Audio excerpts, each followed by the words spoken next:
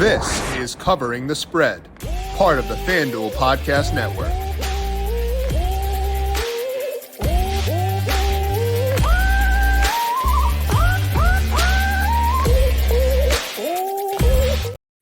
We are now 1 week into Euro 2024. Most teams have been on the pitch already twice, which means the group stage is heating up, and it's time to talk initial takeaways from what we've seen thus far. We got Dr. Ed Feng on the show for today. He'll talk about those takeaways, what he's seen so far. We'll talk some futures, try to identify how things have shifted, where their value may lie, and we'll talk some matches coming up for this weekend as well. This is Covering the Spread right here on the FanDuel Podcast Network and FanDuel Research. My name is Jim Sonis. I am a managing editor of digital media for FanDuel Research. Joined here, as mentioned, by Dr. Ed Feng. You can find his work on X at The Power Rank. Check him out at thepowerrank.com as well, and on the Football Analytics Show. Ed, 1 week in the books for Euro 2024. How you doing today?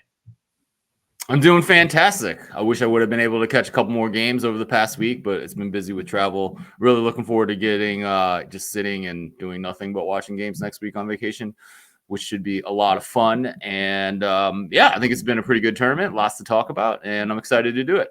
And some of the futures you discussed last week looking pretty good so far. You talked about Musiala to win the Golden Boot. He is currently tied for the lead in that. He was 42-1 when we talked last week. You like Spain to win it all? They've already clinched their ticket to be out of the group stage. They were 8-1 there. Harry Kane got a goal. So we're looking pretty good so far in the futures market for Euro 2024. We'll see what we can add to that portfolio as we take a look at the odds at FanDuel Sportsbook throughout the day today as well. But first, a reminder to make sure you're subscribed to the Covering the Spread podcast feed wherever you get your podcasts. You can find us on Apple Podcasts, Spotify, etc. To search for Covering the Spread. Hit subscribe if you like what you hear. Leave us a 5-star rating and review as well. If you want some thoughts on Game 6 between the Oilers and the Panthers tonight, we talked about that with Tom Vecchio on yesterday's show. Find that on the Covering the Spread podcast feed, FanDuel TV Plus, and the FanDuel YouTube page. Grand slams, no-hitters, and double plays are back, and there's no better place to get in on the MLB action than FanDuel, America's #1 sportsbook, because right now, new customers can start the MLB season with $200 in bonus bets if your first $5 bet wins. That's $200 to use on money lines, totals, strikeouts, homers, you name it. Or combine your bets in a same-game parlay for a chance at an even bigger payout, all in an app that is safe, secure, and super easy to use. Make every moment more with FanDuel, official sports betting partner of Major League Baseball. Must be 21 plus and present in select states. First online real money wager only. $10 first deposit required. Bonus issued is non-withdrawable bonus bets that expire 7 days after receipt. See terms at sportsbook.fanduel.com. FanDuel is offering online sports wagering in Kansas under an agreement with Kansas Star Casino LLC. Gambling problem? Call 1-800-GAMBLER or visit FanDuel.com/RG in Colorado, Iowa, Michigan, New Jersey, Ohio, Pennsylvania, Illinois, Kentucky, Tennessee, Virginia, DC, and Vermont. Call 1-800-NEXT-STEP or text next step to 53342 in Arizona, 1-888-789-7777, or visit ccpg.org/chat Connecticut, 1-800-9-WITH-IT in Indiana, 1-800-522-4700. Visit ksgamblinghelp.com in Kansas, 1-877-770-STOP in Louisiana. Visit mdgamblinghelp.org in Maryland, 1-800-GAMBLER.net in West Virginia, 1-800-522-4700 in Wyoming. Hope is here. Visit gamblinghelplinema.org or call 800-327-5050 for 24/7 support in Massachusetts, or call 1-877-8-HOPE-NY or text HOPE-NY in New York. Now, Ed, we'll talk individual teams here in a second, but first I want to talk about the whole here and talk about what broad takeaways have you had from the overall state of play thus far in Euro 2024? Right. I mean, I think I don't know if there's any broad kind of style of play, and we're going to talk about teams pretty soon, and that's, I think, where the most interesting things have happened. But let me just re-emphasize the point about how fun this tournament is. Switzerland has this guy Shaqiri, who I've basically loved for the last decade and a half. Ryan O'Hanlon refers to him as Alpine Messi. And whenever you see him don the Swiss kit, it's unbelievable. Against Scotland, they kind of made a mistake, and he was able to intercept the ball. And instead of taking, a touch and then shooting, he just fires it. One touch into the top corner. It was one of the most unbelievable things. It was a fantastic goal, and just something, these are the types of events that happen in a Euro that really make it special. I don't know what's up with the Shaqiri dude. He had some time at Bayern Munich. He had some time at Liverpool. He's always been great for Switzerland. He I actually saw him play at the Big House here in Ann Arbor when right after he had signed at Liverpool, and he scored a bicycle kick from the top of the box. It was unbelievable. Like, I was like 100 feet away from it. He must piss off club managers in MLS right now. I mean, there's no reason a man of that talent should be playing in MLS. So it's interesting. So we get to enjoy him on the national stage. Switzerland is again one of those interesting teams. I think I talked about him last time. It's just about an interesting, well-organized team that can pull some upsets and go pretty far. And Shaqiri is one of those players. Like, I don't think he'd be considered their best player just because they have Granit Xhaka, who's been a force for Arsenal and Leverkusen. But man, this guy's amazing. It's just, you just turn on the TV and you just get some amazing soccer. You get amazing soccer to watch these players. We don't always get to watch it playing together. We get to watch it from 9 o'clock or early in the morning all the way through the evening, leading into like that night's slate of whatever's happening domestically. So it's definitely been a fun setup for Euro 2024 so far. Now, you alluded to surprise teams, and I want to ask this both ways. Which teams have surprised you most? And that could be a positive or a negative based on what you've seen out of them so far. Right. I mean, I think on the good, you certainly have to put Spain and Germany both already through to the round of 16. Honestly, that doesn't really mean much when there's 4-team groups and you're taking 4 out of 6 third place teams. But when you are when you have two teams that are already through on 6 points after 2 games, that is certainly a good thing. I mean, I think both those teams look pretty good. I certainly expected that from Germany, especially since they're home in this tournament. Not surprised that they're doing well. A little bit more of a surprise from Spain. There's been a lot of attack. There's been a lot of talk about how their tactics are different. So Spain, I think, is a team in the past that has played this kind of possession, tiki-taka type soccer, which is beautiful and great. But sometimes you forget that the point of the game is to score more goals than your opponent. There was definitely a game, I forget if it was the last Euro or the last World Cup, where they just utterly dominated Germany in possession and I think tied or something like that. Yeah. It doesn't look like that is going on with this Spain. They look more intent on attacking. They have this kind of 16, I think he's still 16, Lamine Yamal, who's a winger from Barcelona, who's just uber talented, likes to run at guys. It just seems like a different team that is looking to attack. You can kind of see it in their XG numbers. So yeah, I mean, they certainly have the talent to go pretty far. They are plus 500 now. Yeah. Probably not a ton of value. I mean, obviously, like the 8-1 that I got before the tournament, a lot better. But they certainly look good.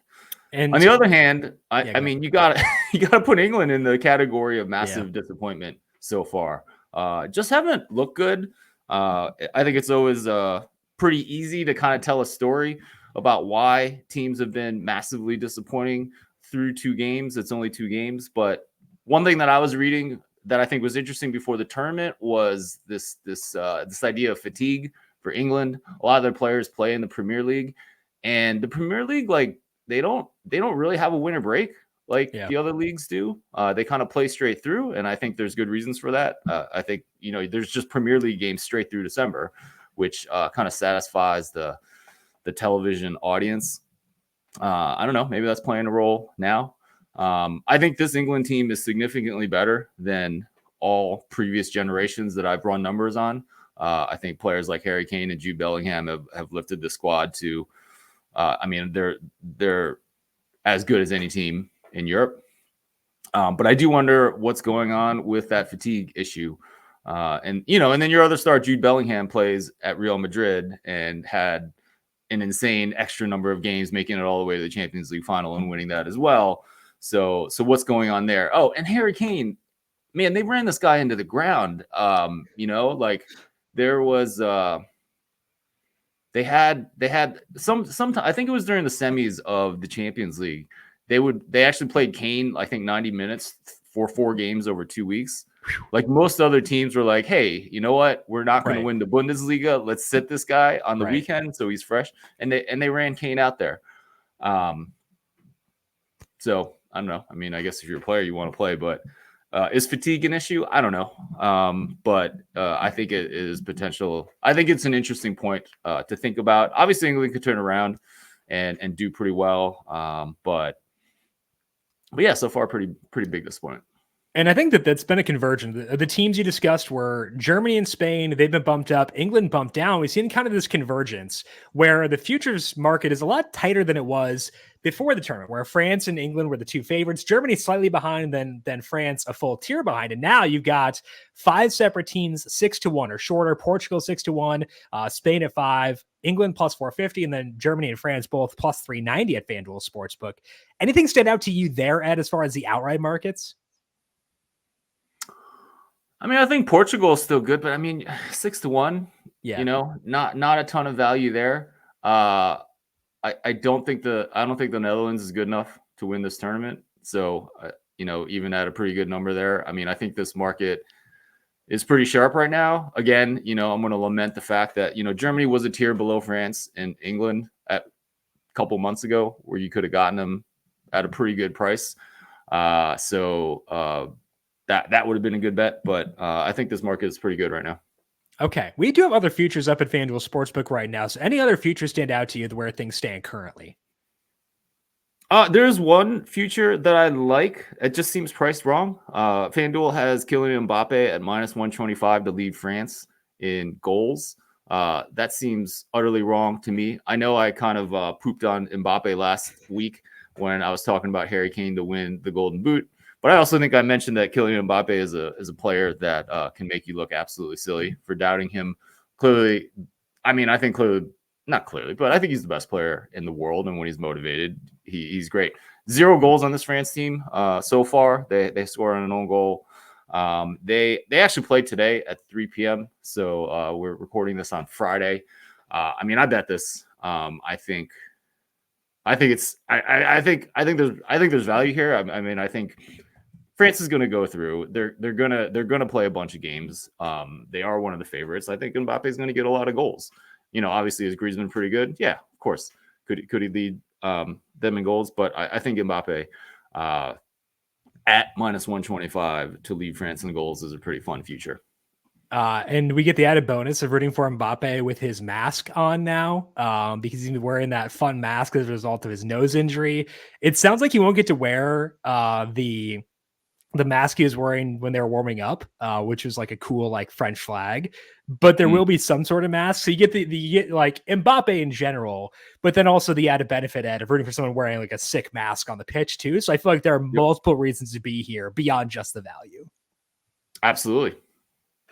Alrighty. So we got a lot of matches coming up across this weekend as well for Euro 2024 ads. Let's go game by game or look at the individual matches. You mentioned we're recording here Friday morning. So if you want to talk some stuff Friday afternoon, it'll be up by then. That's totally okay. But where are you seeing value across this weekend as far as individual matches go? One thing my numbers are seeing value is Germany, Switzerland over 2.5 goals. So I talked about a model last week where I take the score in games and adjust for strength schedule, and then that gives me both rankings on offense and defense, and then in which I can crank out some calculations. Actually, this came down. It was minus 136 this morning. So all right, moving against me, no big deal. So that is one model, and that model, I mean, that has 3.3 goals in this game. I think that's definitely an overestimate. I don't think that's a little bit high. But the other thing I did yesterday was I cranked out my XG model for international teams. The data here is a little bit sparse. So we go the first international tournament in which you have this data on FBref is the World Cup in 2018. You have the World Cup in 2022. You have a Euro in there as well, and a couple other tournaments. This is a very European-centric measure, right? FBref does not have data on, the Asian Cup or the Africa Cup of Nations. They don't have XG data on that, but you do get a good sense for who is good in Europe, because you do have, for example, like you have a decent amount of data. I'm looking at it right now. So for example, for Spain, you have 15 matches. Okay, so you're getting expected goals in 15 matches. Do you need to, be careful about this because, we are looking at data from 2018? Yes. But it also will tell you that Germany is a lot better than they've shown. Obviously not making it out of the group stage of the last 2 World Cups. So when you run that model, I am still getting Germany, Switzerland at about 3 goals. I do like Germany overs. I mean, I think Germany's defense is better than we kind of give it credit for. But I think they're at home. I think they're going to score goals. If we get another one from Shaqiri from Switzerland, I do like over 2.5 goals, minus 128 here. And that's both what my calculations say and what I think is probably the more likely result in any match with Germany, honestly. So that is, again, for Germany and Switzerland, over 2.5 goals, minus 128 at FanDuel Sportsbook. The one dynamic that I do want to ask you about here is that obviously with Germany having won 2 games already, they are through to the next round. But I think that, and that could give you some concern. Okay, maybe they'll pedal back some guys in order to save them for the next rounds. But I feel like because of the home team, does that increase incentive to put out a good product regardless and kind of keep the fun, the high contributing players out there in order to give the home fans something they can feel good about seeing out there? Yeah, that's interesting. I mean, Germany's got a lot of talented attacking players. So even let's say they sit Musiala, right? I mean, yeah, you're they better not need more what? goals. More goals. No, probably not. But I mean, they have guys like Leroy Sané and stuff coming off the bench. Like, there's no lack of talent on Germany.